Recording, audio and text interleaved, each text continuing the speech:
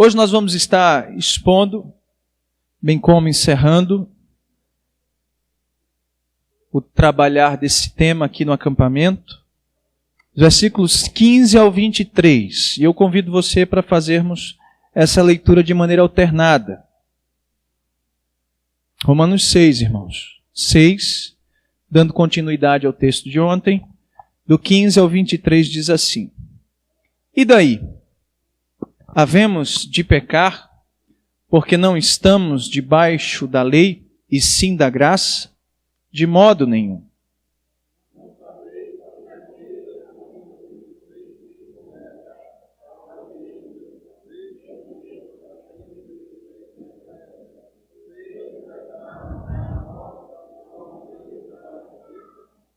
Mas a graça de Deus, graças a Deus, porque outrora escravo do pecado, contudo viestes a obedecer de coração a forma de doutrina a que fostes entregue.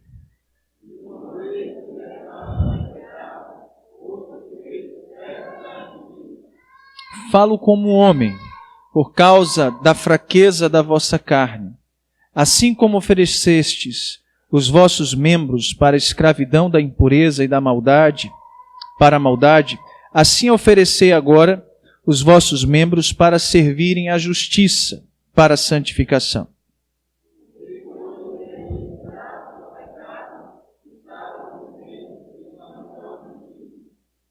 Naquele tempo, que resultado colhestes? Somente as coisas de que agora vos envergonhais, porque o fim delas é a morte.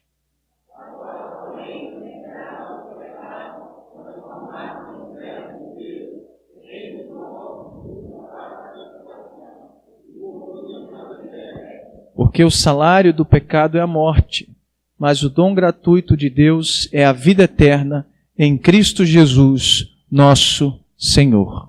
Oremos. Senhor, te louvamos pela tua palavra, Senhor. Ó Deus, nós nos achegamos aqui, Senhor, e tu sabes as motivações dos nossos corações. Talvez, ó Deus, para desfrutar da comunhão prazerosa dos irmãos. Talvez, ó Deus, para termos aquelas noites animadas, de muito riso. Talvez, ó Deus, para brincarmos e termos momentos especiais de lazer. Ó Deus, eu não sei, Senhor, mas a tua palavra diz que ainda a palavra nem nos chegou à boca e tu conheces. Por isso, ó Deus, eu não posso sondar estes corações, mas o teu Espírito sim. Deus, independente das motivações pelas quais nós achemos que nos achegamos aqui, se estamos aqui, é porque nós fomos trazidos pela tua mão para ouvir a palavra que o Senhor reservou para as nossas vidas. E saímos daqui, ó Deus, transformados pelo agir do teu Espírito. Ó Deus, que o Senhor faça a tua vontade esta noite em nossas vidas. Ó Deus, que possamos estar diminuindo nesse momento, reconhecendo as nossas limitações e fraquezas, e que o Senhor seja engrandecido e que o Senhor fale poderosamente aos nossos corações. Em nome de Jesus. Amém.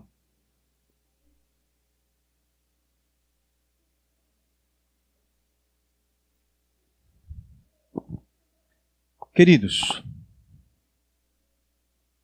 gostaria de ler para vocês uma história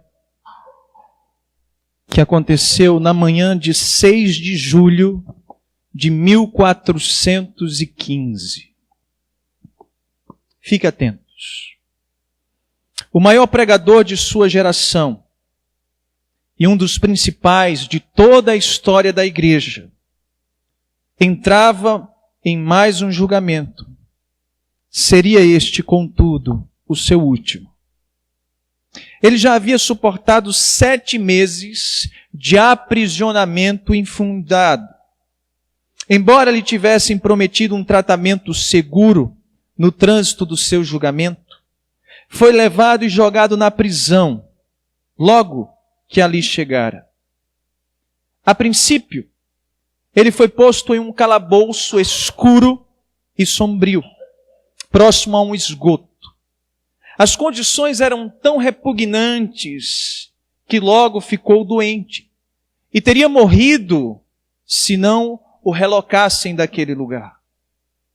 Mas os trimestres subsequentes não foram nada melhores. Logo se achou confinado em uma torre alta de um castelo, constantemente com grilhões nos pés e mãos acorrentadas à parede todas as noites. Embora fosse interrogado por várias ocasiões, nunca lhe era dada oportunidade para defender-se e esclarecer os seus pontos. O processo oficial contra ele, que começou em 5 de junho, consistia nada mais do que um julgamento simulado.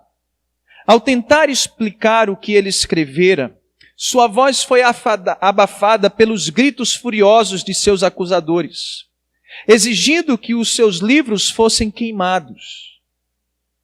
Mesmo tendo apelado pela razão, por sua consciência e até mesmo pela palavra de Deus, suas palavras foram completamente desprezadas e ignoradas. Ele finalmente se calou, sabendo que nada do que dissera seria de alguma utilidade. E mesmo o seu silêncio foi torcido por seus inimigos, que o interpretaram como o reconhecimento de sua culpa. Assim, na manhã de 6 de julho, este inocente homem de Deus foi conduzido à catedral para enfrentar uma condenação final.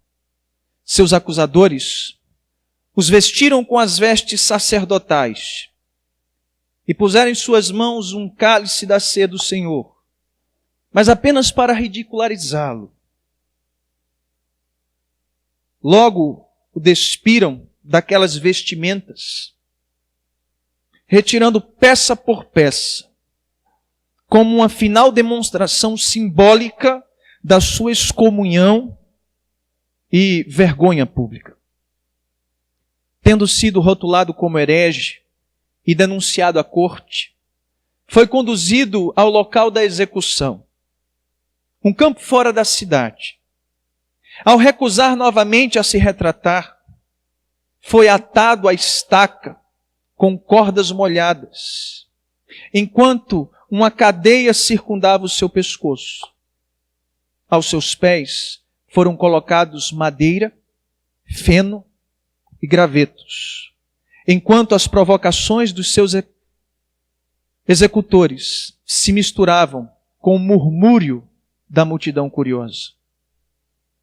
Logo, o fogo foi aceso e a fumaça começou a encher o ar.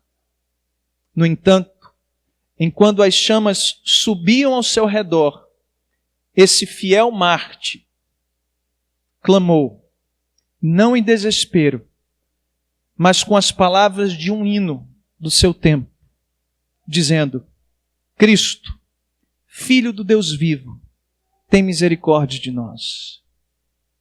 Cristo, Filho do Deus vivo, tem misericórdia de mim. E quando ele começou a cantar pela terceira vez este hino, o vento soprou a chama em seu rosto, e assim, orando consigo mesmo, movendo seus lábios e sua cabeça, ele morreu no Senhor. Querido, esse homem se chamava John Huss. Ele foi o que na história nós chamamos de pré-reformadores. Foi através dele que Wycliffe, Lutero e outros, através do seu testemunho, da sua vida, se sentiram incendiados por Deus para fazer algo diferente, porque o que eles estavam vendo estava errado. O John Huss, ele foi acusado e foi pedido que ele se retratasse quanto aos seus escritos. Em especial, um livro chamado Eclesia, que ele falava a respeito da igreja. Ele defendia que Cristo Deus havia predestinado um povo, e este povo escolhido por Deus na eternidade era que limitava então a igreja de Cristo. Mas não foi tão somente por isso, porque algo que ele escreveu pesou muito mais para a igreja no seu tempo do que talvez este assunto relacionado à predestinação. John Huss escreveu e defendia que Cristo, e tão somente Cristo, é o Senhor e o cabeça da igreja. Naquele tempo, dizer isso era muito difícil. Certamente o Papa, a Igreja Católica, não gostou disso. Ele era sacerdote, foi instruído ao sagrado ministério, por assim dizer. Foi criado praticamente dentro da Igreja Católica. Mas em um determinado momento da vida dele, Deus abriu os seus olhos e ele entendeu que Cristo é o Senhor da igreja. Quer vocês queiram ou não, quer vocês aceitem ou não aceitem, Ele é Senhor sobre tudo e sobre todos. E este homem foi queimado vivo por defender algo tão grandioso. Eu queria esta noite introduzir a nossa mensagem mostrando para vocês que se existe um escravo, existe o quê?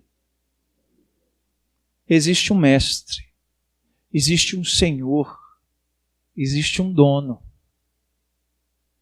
Se existe um escravo, como nós temos ouvido, existe também um Senhor.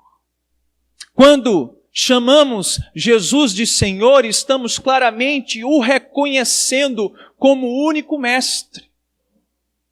Se por um lado existe a palavra doulos, que nós estamos resgatando, resgate também em sua vida, em seu coração, Kyrios, Senhor. É a palavra grega usada por mais de 750 vezes no Novo Testamento. E você sabe o que ela significa? Vamos ler comigo o que ela significa. Leiamos. Seu significado: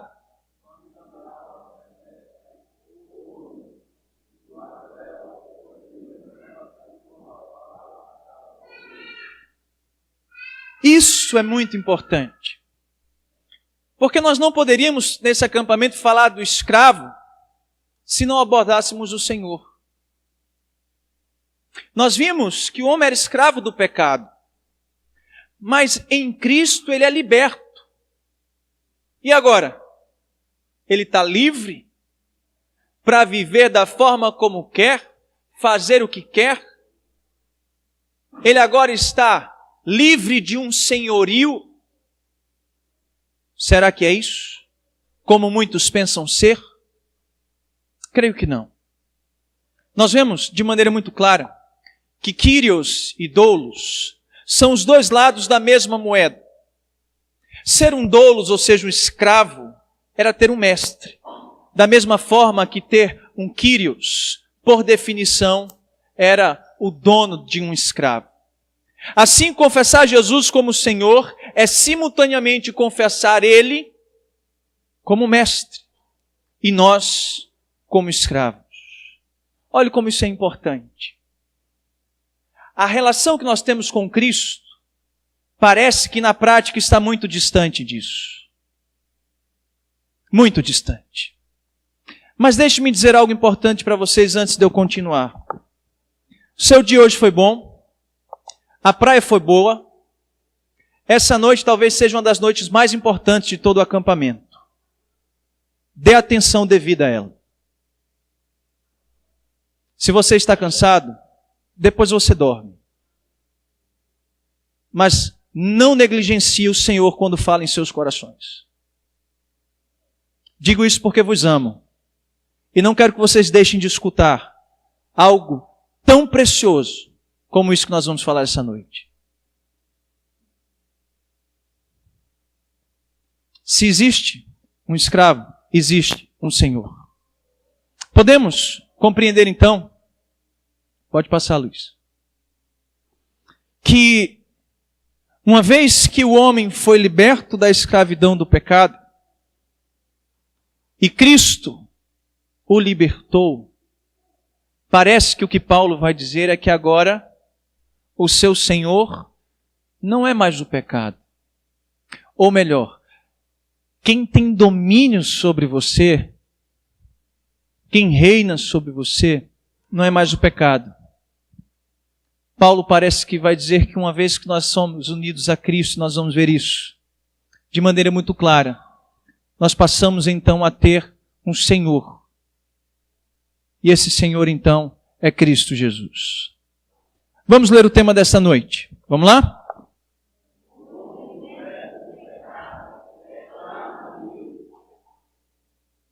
Pense o que você ouviu esses 3 dias. Escravo do pecado, liberto por Cristo e agora escravo de Cristo. Vimos ontem e vimos até então que Paulo está ansioso para expor o seu evangelho. E Paulo, quando expõe o seu evangelho, ele vai dizer o seguinte: os homens são pecadores. E que não há um justo sequer, nós já falamos muito sobre isso. Vocês estão perdidos. Como vocês vão escapar da ira e da condenação de Deus? Paulo então diz, eu sei como. Mediante a fé em Cristo Jesus. Cristo manifestando a sua justiça aos seus corações através da graça e não das obras da lei, vocês terão paz com Deus.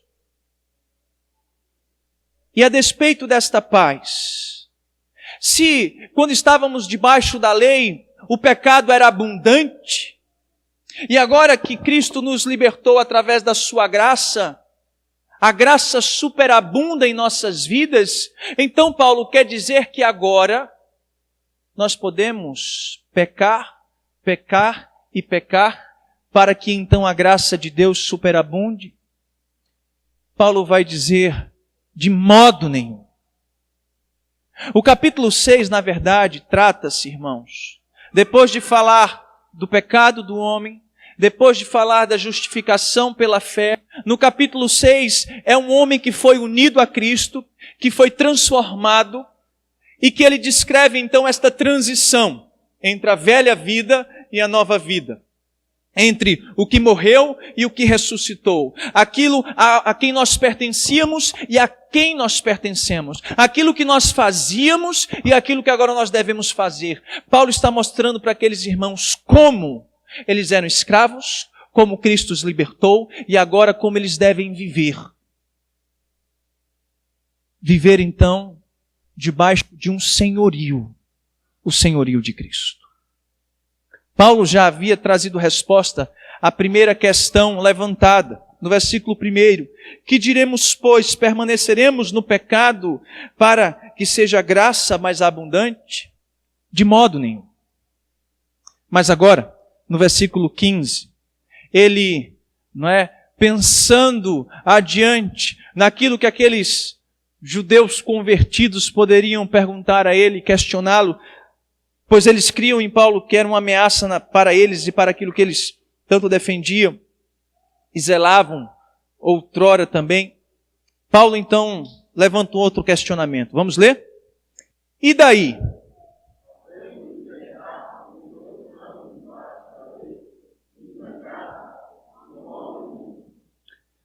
Quando você dá uma ordem para o seu filho, que você explica alguma coisa, que ele fala assim, pai, e aí? Rapaz, você peca geral, não peca não? Peca, eu pelo menos peco. A gente fica, aí o que, irmão? Que conversa é essa? Eu acabei de te mostrar e tu ainda está questionando. Eu acabei de mostrar para vocês que vocês estão unidos a Cristo, que o velho homem morreu, que vocês morreram na cruz de Cristo e que vocês não são mais escravos do pecado, no versículo 6. E agora, vocês poderiam certamente ainda questionar algo e talvez desconsiderar os ensinamentos de Paulo e talvez dizer, e aí? O que é que isso tem de mais, Paulo? E quem sabe trazer uma outra pergunta. Que pergunta era essa? Haveremos de pecar porque não estamos debaixo da lei, e sim da graça? Se a lei, irmãos, que outrora eles viviam e procuravam seguir de maneira tão correta, se isso não estava trazendo salvação para eles, e se não era mais por esta obediência que eles seriam salvos, então vamos viver de qualquer jeito, porque agora a lei não serve mais para nada, agora é a graça. E eles estavam errados. A lei foi dada para que o homem estivesse constantemente próximo do seu Senhor em obediência. Mas isso não era o que conduziria eles aos céus. Agora, na graça, a lei não perde a sua validade em que sentido? No sentido de que, uma vez salvos, aquilo que Deus confiou aos seus filhos como desejo para que eles o obedeçam, isso vai ser feito com satisfação e prazer e vai produzir neles santificação, vida. Por isso, o fato de você estar debaixo da graça não vai apagar o que Deus nos confiou lá em Êxodo, capítulo 20, de maneira nenhuma. Agora, eu não podia matar, mas agora eu posso. Eu não podia adulterar, agora eu posso. Eu não podia ter outros deuses, mas agora eu posso. Não. Aquilo foi precioso, é precioso, mas vocês compreendiam de maneira errada. Agora, vocês estão debaixo da graça, e a lei serve para a vida de vocês, para continuar conduzindo vocês aquilo que Deus quer para a vida de vocês, para aquilo que Deus quer para a família de vocês, para a forma como Deus se relaciona com vocês. Não estou falando aqui, irmãos, de questões religiosas, cíveis e tantas outras coisas e mandamentos do Senhor. Mas aquilo que permanece ainda hoje, aquilo que moralmente Deus ensinou ao seu povo para conduzi-los a uma retidão, sim, isso permanece. Por isso Paulo vai responder. Qual é a resposta de Paulo? De modo nenhum. Outra vez uma dupla negativa na língua grega, trazendo a ideia de uma ênfase, de uma resposta bastante forte. Era, digamos aqui, um não absoluto. Sabe quando você dá um não para o seu filho, que ele sabe que se ele insistir um pouco mais, aquele não talvez se transforme em um sim, ou talvez em um talvez, ou então daqui a pouco? Aqui Paulo não dá brecha para isso. É um não absoluto. Não venha com conversa, não venha com questionamentos, não venha murmurar, não venha fazer nada. Absolutamente, vocês não devem viver no pecado se foram unidos a Cristo e libertos da escravidão do pecado. Paulo é enfático em relação a isso. Por isso, dentro desse tema de hoje, que agora, liberto do pecado, somos escravos de Deus, nós temos algumas lições importantes para aprender à luz desse texto. E a primeira delas é esta. O homem só pode ter o quê? Um Senhor. Leamos o versículo 16, por favor. Vamos lá? Não.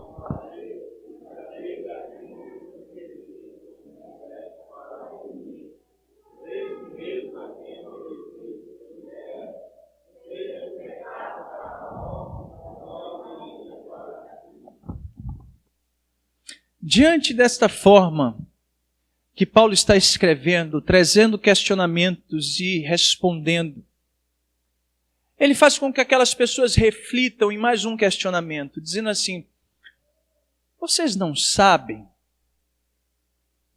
Vocês não são conhecedores? Deixe-me dizer para vocês que aqueles a quem vocês estão servindo e obedecendo é o seu Senhor? Paulo, então, vai mostrar, olha, aqueles a quem vocês se oferecem como servos, para esta obediência, desse mesmo a quem obedeceis, sois servos, seja do pecado para a morte, ou a obediência para a justiça. O que Paulo está querendo levantar aqui, irmãos, é um questionamento muito precioso. E o questionamento é esse: quem é o seu Senhor? E nesse próprio questionamento ele mostra, você não pode ter mais de um Senhor. Você não é livre no sentido de ficar, não é?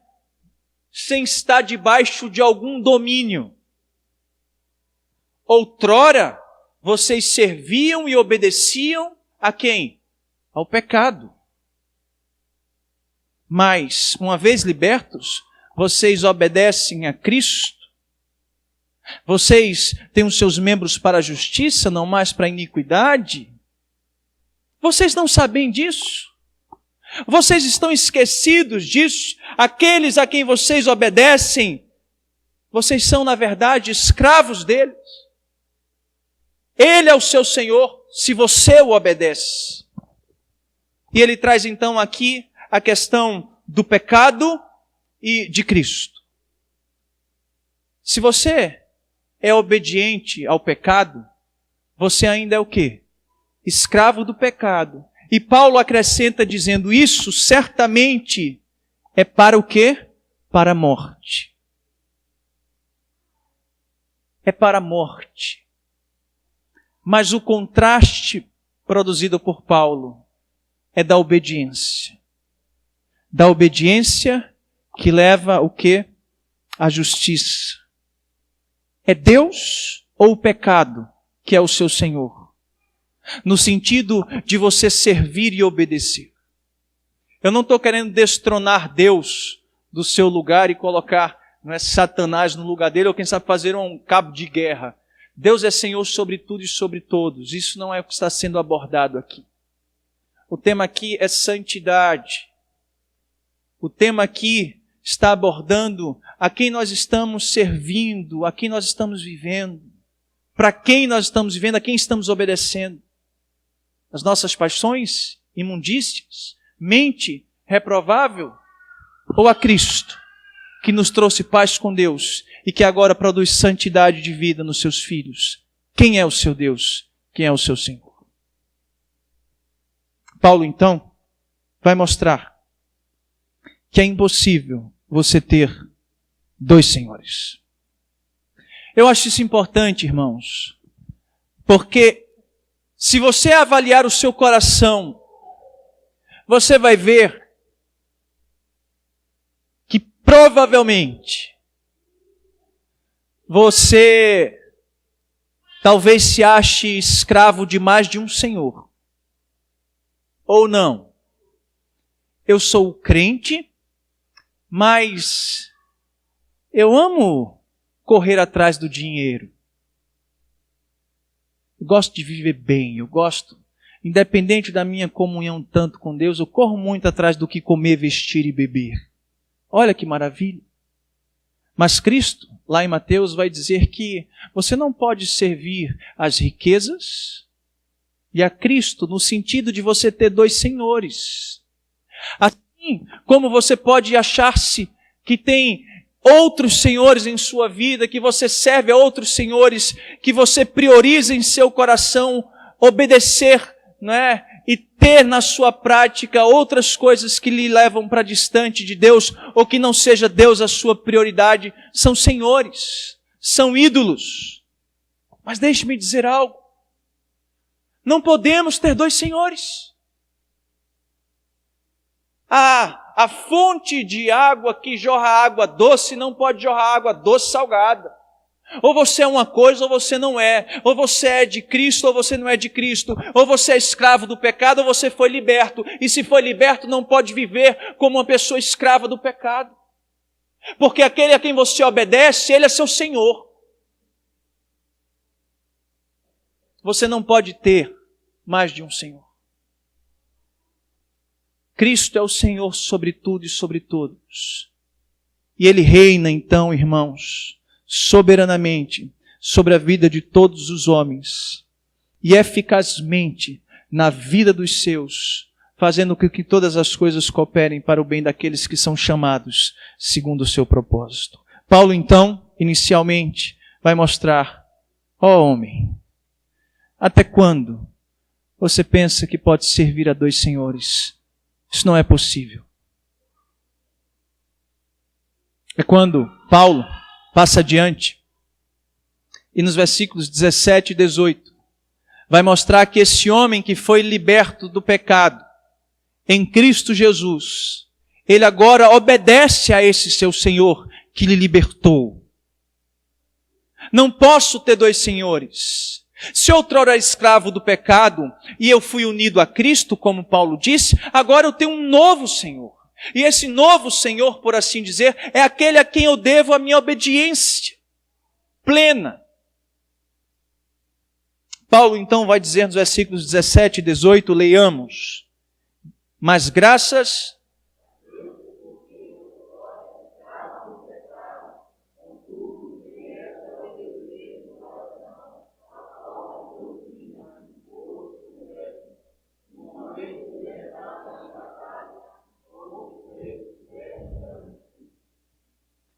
Paulo vai dizer, mas graças a Deus, porque outrora escravos do pecado. Paulo está dizendo, graças a Deus, como trazendo a ênfase sobre o Senhor da sua salvação. A ênfase recai sobre o autor da salvação. A ênfase recai sobre aquele que teve poder para transformar a tua vida. Deus graciosamente ama os seus, os liberta dos seus pecados, dos seus grilhões. E Paulo agradece a Deus. Paulo não agradece a homens. Paulo não está agradecendo a nenhum outro. O foco de Paulo é, se éramos escravos do pecado e fomos libertos, graças a Deus. Porque nós só somos libertos do pecado em quem? Em Cristo. Paulo, então, agracia-se nessas palavras, ao contemplar a obra redentora de Deus através do seu Filho, e começa a mostrar paralelos, contrastes preciosos. Ele está fazendo uma transição entre as coisas do passado e as coisas do futuro, fazendo você refletir, ou melhor, do passado e do presente, fazendo você refletir sobre a quem você está servindo e como você está caminhando.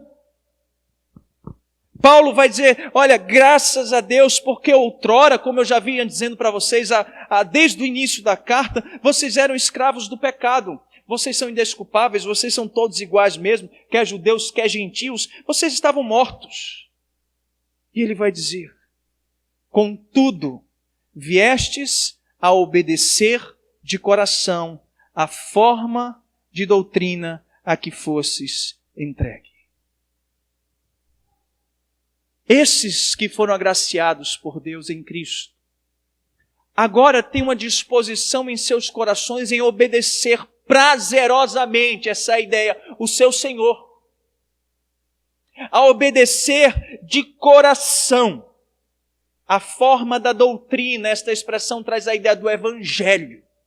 O Evangelho que eles receberam, Cristo Jesus que eles receberam, eles têm o prazer em obedecer de coração a Cristo Jesus, o seu Senhor, porque pela graça de Deus foi Ele que nos libertou e agora prazerosamente obedecemos, porque éramos escravos, mas contudo, diz Paulo, viestes a obedecer de coração a forma de doutrina, e olha que expressão bonita, a que fostes entregues. Olha que coisa grandiosa. Paulo começa seu capítulo 1 dizendo, vocês foram entregues à imundícia. Vocês foram entregues às paixões. Vocês foram entregues a uma disposição mental reprovável. Mas no meio ele diz, vocês podem ter paz com Deus em Cristo. E se vocês não são mais escravos do pecado, é porque o Evangelho Cristo lhes foi entregue.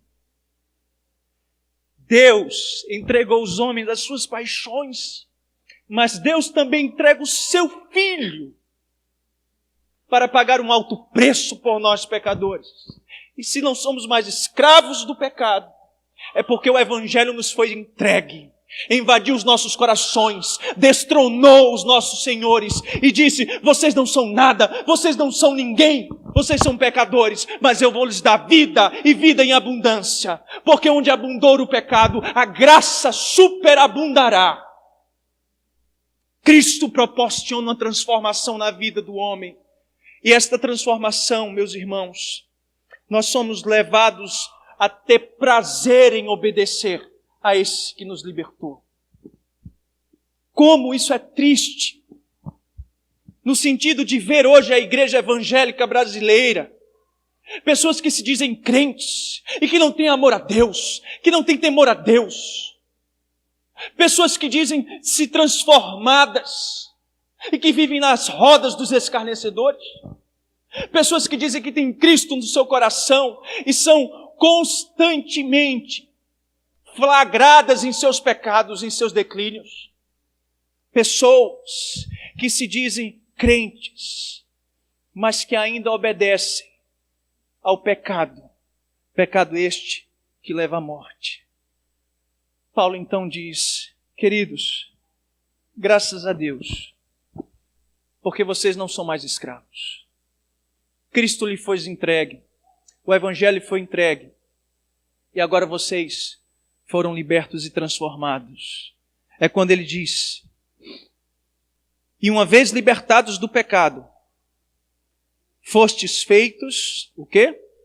Servos da justiça. Diante desta obra de Deus em seu coração, olha o contraste: você não é mais escravo do pecado. Agora você é servo do quê? É servo da justiça. Paulo está contrastando os senhores. A quem você está obedecendo? Se você acha que pode viver essa sua vidinha ainda, remoendo e alimentando pecados e vícios, Paulo está dizendo que não. O velho homem foi crucificado. Você agora é uma nova criatura. Você morreu com Cristo na cruz do Calvário, mas você ressuscitou com Ele, e hoje você é participante de tudo que Ele lhe confiou e de tudo daquilo que Ele conquistou para a sua vida. Por isso, outrora escravos do pecado, hoje servos da justiça. O pecado reinava. Nós não tínhamos como praticar justiça diante de Deus.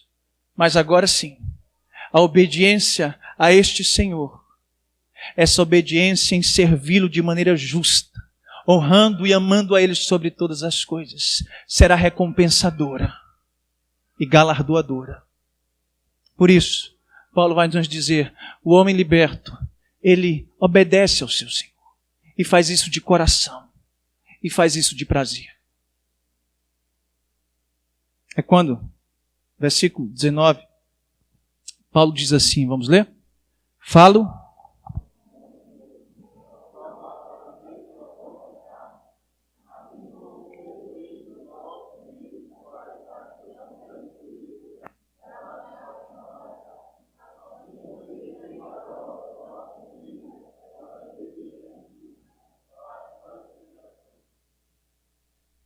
como um homem por causa da fraqueza da vossa carne. Ou seja, o que Paulo falou anteriormente não era inspirado, porque ele falava como um homem. Não é isso, irmãos. Falo como um homem no sentido da ilustração tão familiar que ele traz. A ilustração tão íntima daqueles judeus e dos seus ouvintes.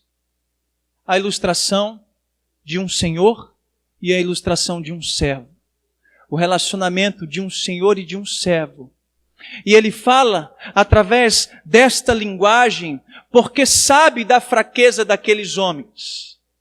Esta expressão, a fraqueza da vossa carne, irmãos, traz a ideia de que eles tiveram dificuldade em, permita-me usar essas palavras de novo, de se apossar das verdades nas quais eles foram instruídos. Vocês deveriam ter se apossado daquelas palavras, é a ideia do considerai-vos. Eu sou participante disso. Isso aqui é da minha vida, é uma realidade, como nós vimos ontem. Mas Paulo sabe que esses homens são fracos e vão ter dificuldade de considerar-se mortos nos seus delitos e pecados. E por isso ele fala como um homem, trazendo uma ilustração tão peculiar e familiar de um servo e de um senhor, para trazer à tona para os seus ouvintes algo que eles conheciam muito bem, a figura de um escravo e a figura de um servo, de um senhor, e como eles se relacionavam. Por isso Paulo diz, falo como um homem por causa da vossa fraqueza. E ele diz, assim como ofereceste o vosso membro para a escravidão da impureza e da maldade, assim oferecei agora os vossos membros para servirem à justiça para a santificação. Notem, esta expressão, assim como, está apontando para o quê? Para o passado. Olha o que aconteceu. Assim como vocês o quê? Como vocês serviam à escravidão de maneira impura, cheio de maldade. Assim como vocês faziam aquilo, agora, esta é a ideia, vocês devem viver de maneira diferente. Agora que Cristo os uniu a Ele, você deve viver de maneira diferente. Agora, assim, oferecei os membros dos vossos corpos para servirem à justiça para a santificação. Essa palavra membros, na língua grega, traz a ideia do alistar-se, e isso é precioso. Leia esse texto da seguinte maneira. Assim como vocês alistaram-se, não é, para servir à escravidão e à maldade, agora vocês foram alistados para servir o quê? Para servir à justiça e para a santificação. Notem, vocês estão inseridos em algo. Outrora vocês se alistaram para servir ao pecado. E você vai dizer, não tenho nada a ver com isso. E Paulo disse, lembre de Adão. Tem sim. Mas agora ele diz, vocês também foram alistados. Olha o contraste, as velhas coisas e as novas coisas. A morte e a ressurreição. Adão e Cristo. Morte e vida. Inimizade e reconciliação, ofensa e graça. E Paulo então está trazendo essa ideia para os irmãos. Assim como vocês ofereceram, alistaram os seus membros, alistaram-se para a escravidão. Agora, vocês foram alistados para servirem à justiça. E notem o tema de Paulo no capítulo 6, para a santificação. Vocês estão num processo de santificação. Paulo não está dizendo que absolutamente você vai aqui neste mundo conseguir viver uma vida sem pecado. Não é isso. Não é isso. No entanto, viver pecando e a prática do pecado não condiz com o cristão. Pecado é acidente na vida do crente, irmão. Lembra disso. E não algo para estarmos cometendo a toda hora e a todo instante. Isso era coisa do velho homem. Agora, as coisas são diferentes. Por isso, Paulo entende que o homem liberto obedece ao seu Senhor. Ele agora foi alistado em uma nova causa. E aquele que foi alistado nessa nova causa, ele então está sujeito às ordens desse seu Senhor. E Paulo então traz a ideia de que Cristo é então os seus senhores. Isso é importante. E quero que vocês reflitam nesse ponto sobre isso, sobre a obediência. Como a obediência reflete a quem nós servimos. É impressionante. A obediência reflete a quem você está servindo. Se você não tem temor a Deus, se você não leva em consideração os pecados e as falhas. Querido, a pergunta que Paulo faz, eu faço para vocês também. A quem vocês servem? A Deus ou ao pecado? É quando Paulo, num terceiro momento, vai nos ensinar que o homem liberto do pecado envergonha-se do pecado. Você já viu, não é? Aqueles cultos, né? Hoje quem vai dar o testemunho é o diga ex o quê? o ex-adúltero de 30 mulheres, né? O ex-pistoleiro que tomou 300 tiros, passou 300 anos numa UTI, que saiu e que está vivo. Eita! O que mais? O camarada, um ex, né? Um ex-homossexual, que não sei o que, um ex. Não tem muito disso? Tem com força, e a igreja gosta, né? Gosta de... Ah, pastor, traz um testemunho daquele bom, pastor, daquele camarada. E o camarada sobe no púlpito para falar do seu passado. Olhe, eu era casado, não sei o que lá, mas eu pulava uma cerca medonha. E olha, eu fazia isso, fazia aquilo. Eu gostava de tomar uma cachaça, eu tomava tanta cachaça. Olha, meu Deus, olha, eu era assim, eu era assado. Não é isso que acontece? É. Irmãos, Paulo, quando fala para aqueles seus filhos a respeito do pecado, Paulo vai mostrar, você não tem do que se gloriar nestas coisas. Isso é vergonha para o verdadeiro crente. Olha o que é que ele diz, versículo 20 e 21, vamos lá? Por quê?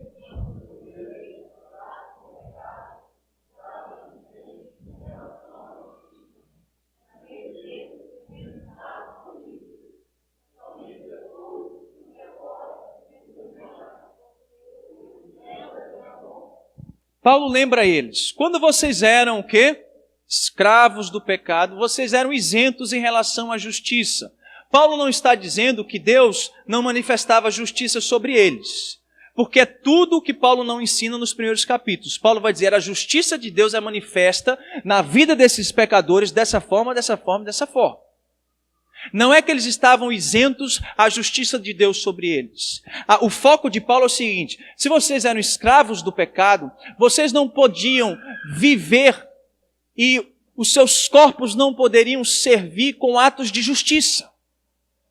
E nesse sentido, vocês estavam isentos da justiça, da prática da justiça. Por quê? Porque vocês eram maus, pecadores e inclinados para tudo aquilo que não presta. E nesse sentido, vocês estavam isentos à justiça quando vocês eram escravos do pecado. E ele então faz com que os seus ouvintes lembrem-se de quando eles eram escravos do pecado. E ele dizendo então, naquele momento, naquele tempo, que tempo é esse? Da escravidão do pecado? Não é? Que resultados vocês escolheram? Me diga aí, o que foi de bom? Diga aí as coisas maravilhosas relacionadas à justiça, que foram produzidas por, não é, Deus em sua vida, ou me fale sobre essas coisas. O que foi que você colheu? Paulo vai dizer o quê? Somente as coisas de que agora que estamos unidos a Cristo, quando olhamos, nos envergonhamos. O pecado traz vergonha para um verdadeiro crente. Eu vejo, irmãos, que outrora a gente fazia uma coisa errada e a princípio a gente pode dizer, poxa, isso está errado. Porque até mesmo os ímpios, Deus cravou neles um senso moral, que você pode ir numa cultura completamente distante, que ele vai ter essa ideia, olha, a minha mulher é minha mulher e talvez você não mexa com ela, ou você não mate não sei quem. Isso tem, porque Deus cravou isso no coração desses homens. Mas o que Paulo está dizendo aqui é o seguinte, quando vocês olham para o passado de vocês, vocês veem as coisas que vocês faziam, vocês se envergonham destas coisas. O que é que vocês escolheram disso? O fim destas coisas é a morte. Então, irmãos, quando nós olhamos hoje para as nossas vidas, e nós olhamos para o nosso passado, nós precisamos nos envergonhar dele. E quando o pecado, não é? A gente começa fazendo isso, aí daqui a pouco a gente, está errado. A gente faz de novo. A gente, não, mas não é tão errado assim. E faz a terceira vez. Espera aí, a Bíblia não é muito clara. E faz a quarta vez. Não tem problema. E na quinta vez, a igreja de fulano de tal, o pessoal faz isso. O pecado, ele torna um homem insensível às coisas de Deus. Por isso Paulo está dizendo, quando vocês praticavam tais coisas, vocês se envergonhem delas. E agora que vocês estão em Cristo, vocês, em muitos momentos, vocês vão precisar passar por esta luta nesse processo de santificação. Mas se vocês vierem a pecar, se envergonhem também. Isso não é motivo de glória. Isso não é motivo de alegria. Às vezes a gente fala dos pecados dos outros com riso nos corações e nos rostos. Não é verdade? Tu não sabe o que irmão fulano fez. Conta aí, irmã. Olha. Fez isso, isso, isso. Foi mesmo, mulher? Eita. Ó, fulana, vem cá. Rapaz, eu nem te conto. Foi mesmo. Foi coisa séria, viu? Foi. Eu sabia que ele era um crente safado mesmo, que podia fazer essas coisas. Querido, olha a seriedade da coisa. Pecado traz vergonha ao crente. Crente não se gloria no pecado, crente se gloria em Deus, crente se gloria em obedecer a Deus, crente se gloria em servir a Deus. Lógico, pode ser soberbo, não, irmão? Você entende o que eu estou falando, pelo amor de Deus. Paulo então mostra que o homem liberto do pecado envergonha-se do pecado. Quando você olha para o velho homem e para os prováveis momentos em que você peca hoje, lembre-se, isso é para trazer vergonha ao seu coração. E se não traz vergonha ao seu coração, talvez você ainda seja escravo do pecado. E tal como aqueles judeus achavam que no dia do Senhor seriam salvos, talvez você esteja sendo condenado, irmão. Porque Cristo talvez ainda não transformou o teu coração e a tua vida. É quando, nesse último momento, Paulo vai mostrar, no penúltimo momento, que o homem liberto, ele é escravo de Deus. Aqui de maneira muito clara. Vamos ler comigo, versículo 22 e 23, vamos lá? Agora...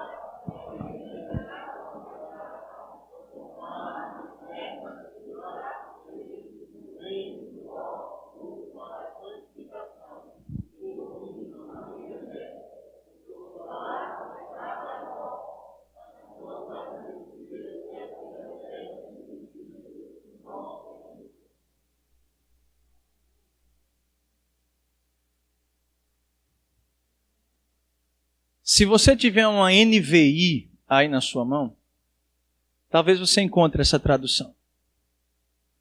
Mas se você ler a nossa tradução, ela vai dizer que você se torna servo de Deus. E desde o início, Paulo está usando a expressão doulos, escravo. Você é escravo do pecado ou você é escravo de Deus? Você serve como... Você é um escravo em obedecer ao pecado, ser um escravo em obedecer tal coisa. E agora Paulo diz de maneira muito clara, vocês eram escravos do pecado, mas agora vocês foram transformados em quem? Escravos de quem? De Deus. Por que o homem se tornou escravo de Deus? Porque foi liberto da outra escravidão. Eu me lembro, irmãos, muito essa ideia de escravidão não começou aqui não. Começou muito antes do que você poderia imaginar. Me lembro quando o povo estava preso no Egito há quase 400 anos e foi liberto por Deus. E Deus liberta aquele povo da escravidão do Egito. E lá em Levítico 25, ou 25, 55, perdão, ele vai dizer assim, vocês foram libertos para serem meus escravos. Vocês serviam aqueles senhores, mas agora vocês foram libertos. E eu preciso lembrar vocês, eu sou senhor de vocês. Vocês agora me obedecem. Eu tenho autoridade sobre vocês. Eu comprei vocês com o sangue precioso do meu Filho, de maneira que eu sou o Kyrios, o Senhor, e vocês são doulos, vocês são os meus escravos, e é isso que Paulo ensina. Homem, liberto em Cristo, ele agora é transformado em escravo de Deus. E tendes o vosso fruto, que outrora era de iniquidade, de imundícia, agora são frutos para a santificação, este é o tema do texto. E por fim, a vida eterna. Olha o contraste. Era morte, agora é vida. Antes era instrumentos de iniquidade, agora instrumentos de santidade. Algo aconteceu na vida do escravo do pecado. Ele foi liberto pelo Kyrios, o Senhor dos Senhores, Cristo Jesus. E agora, irmãos, eles têm vida eterna. E Paulo conclui esta passagem de maneira tremenda, dizendo o seguinte: porque o salário do pecado é a morte. Olha que interessante. Mas o dom gratuito de Deus é a vida. Paulo está dizendo o seguinte: esta expressão salário traz a ideia de que aquele escravo, que o homem ele recebe aquilo que lhe era de direito. Deixe-me explicar para vocês. Por conta da queda, a morte era direito de vocês receberem. Ou melhor, Deus foi justo ao, entrar a morte no mundo por conta do pecado. É algo que é meritório. Homem, você merece. Você merece o quê? O seu salário. E o seu salário é o quê? É a morte. Por quê? Por causa do seu pecado. Você é merecedor disso. Mas aqui vem algo tremendo. Homem, pecador, sabe o que você não merece? Porque não é salário, é dom, é gratuito. Sabe o que é que você não merece e você recebeu? Cristo Jesus, a vida eterna. Escravo, você era merecedor disso, dessa morte. Mas hoje, se vocês vivem em Cristo, deixe-me lembrar a vocês, vocês não são merecedores. E diante de uma dádiva tão grande, por que ainda vivemos para nós mesmos, se deveríamos viver para aquele que nos deu vida? Paulo então termina de maneira muito clara dizendo: querido, a obra de Cristo em seus corações, e em especial vocês que abraçam as obras da lei, deixe-me dizer algo, é pela graça de Deus. O pecado, vocês são merecedores, mas a vida eterna, vocês não são. É graça. Por isso, justificados vocês são pela fé em Cristo Jesus.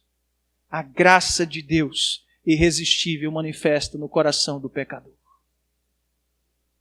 Eu me lembro muito do que o teólogo do passado, Richard Baxter, ele dizia: então, que o chão do inferno seja escrito merecido, mas que na porta do céu e da vida se escreva dom gratuito. Esta é a realidade daquele que foi salvo em Cristo Jesus e que agora tem vida nele. Mas, pastor, eu quero nesse momento final, falamos muito de escravidão do pecado, Cristo, e agora que Cristo é o meu Senhor e eu sou o seu escravo, vamos entender melhor essa relação de maneira prática. E eu quero que, se possível, você anote isso aqui, que você preste atenção nisso daqui que nós vamos falar. Porque se você é escravo e Cristo é o seu Senhor, você tem que viver isso que nós vamos aprender agora. Primeira coisa, você que é escravo de Deus, você sabe o quê? Propriedade exclusiva. Segundo Thomas Wideman, a lei romana considerava os escravos como uma propriedade em absoluto controle do seu dono. Diferente dos servos contratados que podiam escolher seus senhores, seus mestres, os escravos eram comprados pelos seus donos. Cristo nos comprou, agora nós somos o quê? Propriedade dele. Querido, isso é tremendo. Você é propriedade de Cristo. Ou Ele não diz que nós somos sacerdócio santo? Ou Ele não nos chama de propriedade exclusiva?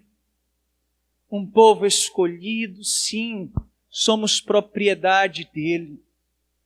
Por isso, no seu caminhar, na sua vida, no seu dia, lembre-se da sua condição e lembre-se agora, eu sou propriedade de Cristo, eu pertenço a Ele, tão somente a Ele, meu coração é dEle, minhas palavras são dEle, meu respirar é dEle, minha vida é dEle, tudo que eu faço, tudo que eu sinto, tudo que eu sou é dEle, porque eu pertenço ao Senhor, aquele que me deu vida quando eu estava morto em meus delitos e pecados, Cristo, e tão somente dEle somos propriedade, pertencemos a Ele. Podemos entender que além de sermos propriedade exclusiva, o escravo, ele tem na relação com o seu mestre essa ideia de submissão completa. O único dever do escravo é cumprir os desejos do seu mestre. E o escravo fiel era desejoso de assim o fazer, sem hesitação ou queixas. Querido, vocês estão lembrados qual era a ideia do cristianoi que nós falamos no primeiro dia? Cristãos trazia esta ideia de que eram os seguidores fiéis de Cristo. Por isso, resgatando esta identidade, relacionando ao escravo, você que se diz cristão, você é submisso completamente às ordens do seu Senhor. Sabe o que me impressiona? É Deus dizer assim, olha meu filho, não ande por esses caminhos, e nós fazemos o quê? Andamos. Quando nós damos uma ordem para os nossos filhos e os nossos filhos desobedecem, aquilo traz tristeza ao nosso coração. Imagina aquele que derramou o seu sangue para nos salvar. E Ele nos ensina, olha, me amarás de todo o teu coração, de toda a tua força, de todo o entendimento. E nós gastamos a nossa força com tantas coisas desse mundo. E quando temos algo para dar a Ele, é o restinho daquilo que já nem nos faz falta. Submissão, obediência ao seu Senhor por completo.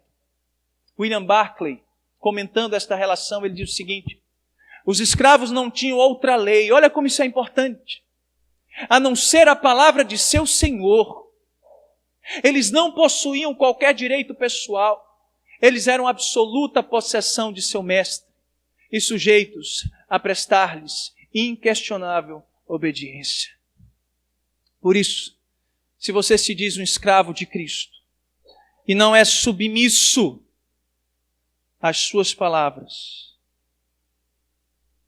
será que Ele é mesmo o seu Senhor? Porque um escravo de Cristo submete-se à voz do seu servo, do seu Senhor, e obedece com prazer no seu coração. Vemos também que dentro dessa submissão completa, a submissão ao senhorio de Cristo é uma atitude do coração que se exercita na obediência a Ele. É marca característica daqueles que são genuinamente convertidos. Aqueles que professam pertencer a Cristo, mas persistem em padrões de desobediência, traem a realidade da profissão que fazem. Ou seja, eu professar que sou de Cristo e não obedecer a Cristo, traímos a nossa profissão de fé, traímos o nosso Senhor e somos questionados realmente a quem pertencemos. Submissão. Você, escravo, submissão a Cristo, completamente. Vamos adiante. Devoção singular. Olha que impressionante. Os escravos tinham como alvo principal realizar o desejo do seu mestre.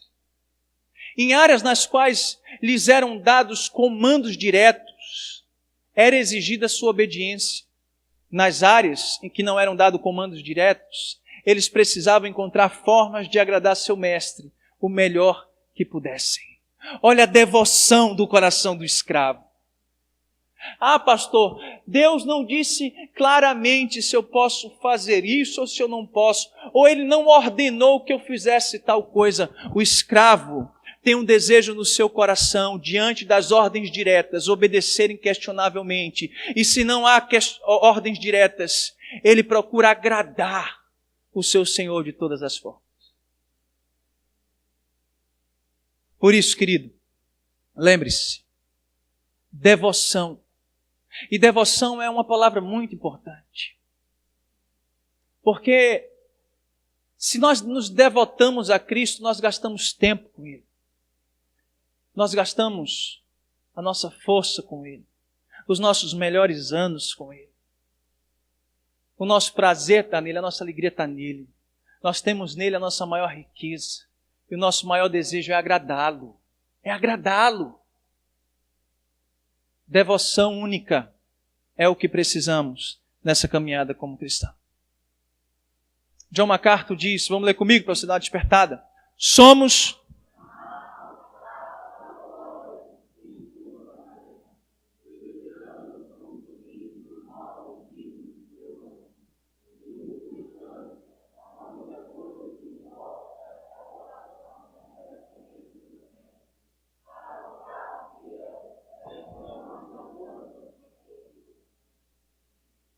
Sabe qual é a maior alegria do crente, irmão?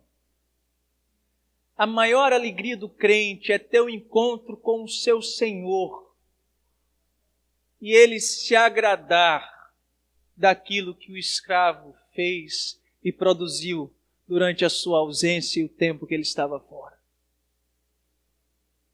Querido irmão, o nosso maior prazer, e como esse pastor nos ensina, a única coisa que importa realmente é a aprovação do nosso mestre. É agradar o nosso mestre. É isso que nós precisamos entender. É quando podemos aprender que dentro dessa dependência, nós temos também a dependência total, o quarto ponto. Como participantes da família do seu Senhor, isso é o contexto de escravidão daquele tempo. Os escravos eram completamente dependentes dos mestres, das suas necessidades básicas da vida, incluindo alimentação e abrigo. Visto que suas necessidades eram supridas, eles podiam se concentrar inteiramente em servir o seu mestre. Isso é Mateus 6. Isso é Mateus 6. Ou seja, vocês estão preocupados com o que vocês vão comer, vestir e beber. Mas se você é escravo de Cristo, tudo o que você necessita para viver, o seu Senhor proverá. E a única coisa que vocês precisam se preocupar não é o que você vai vestir, o que você vai comer ou o que você vai beber, mas é em buscar em primeiro lugar o reino de Deus e a sua justiça. É isso que o escravo pensa a respeito do seu mestre. Ele depende totalmente do seu Senhor. O seu Senhor prover alimento, o seu Senhor prover teto, o seu Senhor prover tudo que ele necessita. E o que ele precisa se devotar e fazer é viver para ele, servir a ele, agradar a ele, porque aquilo que ele precisa, o seu Senhor proverá. Esse é o escravo de Cristo. Até quando correremos atrás das coisas que, na verdade, Cristo já nos confiou? Lembre do que eu falei ontem, de George Miller. Colocou diante de Deus, não vou receber mais dinheiro da igreja, não vou mais receber dinheiro, não sei o quê, não vou mais pedir dinheiro de ninguém, não vou mais abrir a boca para dizer que preciso de nada para ninguém, só vou depender do Senhor. E aquele homem, pensando dessa forma, Deus concedeu a ele abrir 127 escolas, atendendo mais de 120 mil órfãos e crianças, abençoando a vida dessas crianças. Querido, lembre-se, escravo, dependência total. Seu Senhor vai prover tudo que você precisa. A única coisa que você precisa se preocupar é em satisfazê-lo, em agradá-lo, em servi-lo. Porque aquilo que você precisa, o seu Senhor, que agora lhe tem dentro da sua casa, como um co-herdeiro, Ele proverá aquilo que você precisa. E quando nós vamos adiante, nós vemos que como crente, nós podemos nos concentrar nas coisas que Deus nos chamou a fazer. confiando que Ele vai suprir todas as nossas necessidades. É isso que Deus nos ensina. Viva para fazer a vontade de Deus. A minha comida e a minha bebida, sabe qual é? É fazer a vontade do meu Pai. A comida e a bebida do escravo é fazer a vontade do seu Senhor. Ele depende totalmente do seu Senhor. E então chegamos ao final, lembrando a vocês que tudo isso engloba ainda uma responsabilidade que não é da igreja como um todo, mas é uma responsabilidade pessoal. O escravo, naquele tempo, em tudo o que faziam os escravos do primeiro século, prestavam conta inteiramente aos seus senhores. Afinal de contas, a avaliação do mestre era a única coisa que importava. Se o mestre estivesse satisfeito, o escravo igualmente se beneficiaria. O escravo, ele presta contas ao seu senhor. E querido, falo isso com muito temor em meu coração. Se você está aqui à noite, se você veio aqui para esse retiro, você está aprendendo a respeito do que é ser escravo. E lembre-se, Paulo havia dito, nós seremos de certa maneira julgados diante daquilo que nos foi revelado. E se nós conhecemos tanto, nós seremos julgados por esse tanto que nós conhecemos e recebemos. Por isso, Deus nos confiou muitas coisas. E um dia Ele se encontrará conosco. Quando esse grande dia chegar, em que aqueles que ouviram o pastor Cláudio pregar e não deram ouvidos à sua palavra, ao Evangelho de Cristo, não se arrependeram dos seus pecados e acharam tudo aquilo uma grande tolice. O Senhor, quando aparecer nos altos céus e que chamar-nos para estar à sua presença nos altos céus, para ali julgar todos os homens, aqueles que não creram, eles vão chorar, eles vão se desesperar, mas não vai ter mais volta. O encontro com o Senhor chegou. E você, o que vai apresentar a Ele? Por isso, querido irmão, lembre-se da responsabilidade que você tem, pois o seu Senhor, Ele voltará. E quando Ele voltará, será que Ele vai dizer para nós, escravo bom e fiel? Que pela graça dEle, ouçamos estas palavras, em nome de Jesus. Da mesma forma, os crentes devem ser impelidos pela certeza de que um dia estarão diante de Cristo. O desejo de agradar ao Mestre é intensificado por saber que cada um de nós dará conta de si mesmos para Deus. E aqui, nós podemos ver, irmãos, de maneira muito clara, o desafio que está diante de nós. O desafio que está diante das nossas vidas.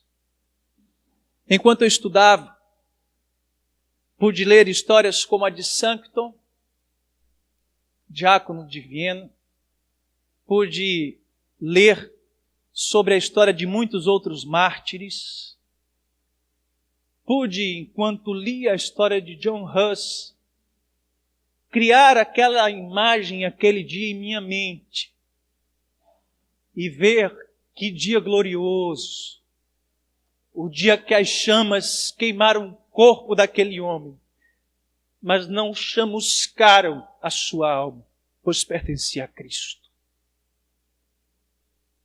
Até quando? Até quando nos diremos cristãos sem viver de tal forma? Enquanto eu estudava esse texto, eu me deparei com essas palavras que eu aqui encerro. quando Calvino disse, comentando Romanos 6, embora o pecado ainda resida em nós, seria algo ridículo caso ele viesse a exercer domínio sobre nós. Porquanto o poder de santificação tem de ser superior ao pecado, de modo que nossa vida tenha como comprovar que verdadeiramente somos membros de Cristo. A sua vida comprova que você é um escravo de Deus. Se não, que Deus transforme os nossos corações e que a nossa vida não seja mais a mesma.